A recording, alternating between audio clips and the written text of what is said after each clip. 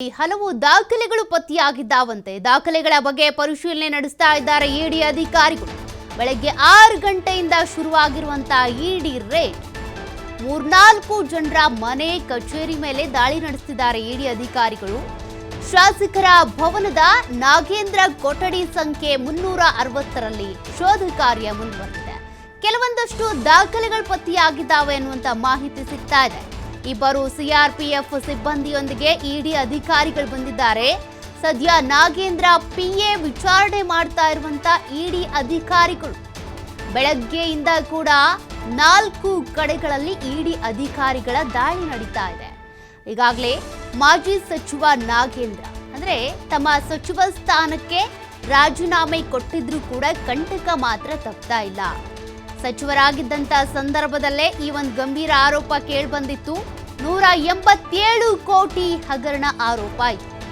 ದುಡ್ಡು ಎಲ್ಲೆಂದಿರಿಂದ ಎಲ್ಲೆಲ್ಲಿಗೋ ಟ್ರಾನ್ಸಾಕ್ಷನ್ ಆಗಿದೆ. ರಾಜ್ಯದ ಗಡಿ ದಾಟಿ ಬ್ಯಾಂಕ್ಗಳಿಗೆ ಟ್ರಾನ್ಸಾಕ್ಷನ್ ಆಗಿದೆ ಅನ್ನೋದು ಗೊತ್ತಾಗಿತ್ತು.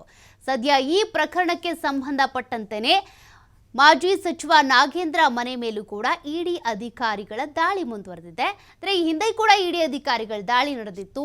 ಈ ಒಂದು ಕೇಸಿಗೆ ಸಂಬಂಧಪಟ್ಟಂತೆ ಬರೀ ಇಡಿ ಅಧಿಕಾರಿಗಳು ಮಾತ್ರ ತನಿಖೆ ಮಾಡ್ತಾ ಇದ್ದಿದ್ದಲ್ಲ, SIT ಅಧಿಕಾರಿಗಳು ತನಿಖೆ ಮಾಡ್ತಾ ಇದ್ರು, ಲೋಕಾಯುಕ್ತ ಅಧಿಕಾರಿಗಳು ತನಿಖೆ ಆಗ್ತಾ ಇತ್ತು. ನಂತರದಲ್ಲಿ ಮನಿ ಲಾಂಡ್ರಿಂಗ್ ಆಗಿದೆ ಅನ್ನುವಂಥ ಕಾರಣಕ್ಕೆ ಇಡಿ ಅಧಿಕಾರಿಗಳು ಕೂಡ ಈ ಕೇಸ್ನಲ್ಲಿ ಇನ್ವಾಲ್ವ್ ಆದವು. ಸದ್ಯ ಇವತ್ತು ಬೆಳಗ್ಗೆಯಿಂದ ಶಾಸಕ ಸಂಸದರ ಮನೆ ಮೇಲೂ ಕೂಡ ದಾಳಿ ಆಗ್ತಾ ಇದೆ. ಈಗ ನಾಗೇಂದ್ರ ಅವರ ಕೊಠಡಿಯಲ್ಲಿ ಕೆಲ ದಾಖಲೆಗಳು ಪತ್ತೆಯಾಗಿದ್ದಾವಂತೆ. ಮತ್ತಷ್ಟು ಡೀಟೇಲ್ಸ್ ಕೊಡ್ತಾರೆ ಪ್ರತಿನಿಧಿ ಸಂತೋಷ್. ಈಗಾಗಲೇ ನಾಗೇಂದ್ರ ಅವರು ತಮ್ಮ ಸಚಿವ ಸ್ಥಾನವನ್ನ ಕಳೆದುಕೊಂಡಿದ್ದ ಈ ಒಂದು ಪ್ರಕರಣದ ಸುಳಿಯಲ್ಲಿ ಸಿಲುಕಾಕೊಂಡು ಸದ್ಯ ಅವರ ಕೊಠಡಿಯಲ್ಲಿ ಕೆಲವೊಂದು ದಾಖಲೆಗಳು ಪತ್ತೆ ಆಗಿದ್ದಾವೆ ಅನ್ನೋದು ಗೊತ್ತಾಗ್ತಾ ಇದೆ. ಏನ್ ದಾಖಲೆಗಳು? ಈ ಬಹುಕೋಟಿ ಹಗರಣಕ್ಕೆ ಸಂಬಂಧಪಟ್ಟಂತೆ ಏನ್ ಸಿಕ್ಕಿರೋದು ಅಂತ?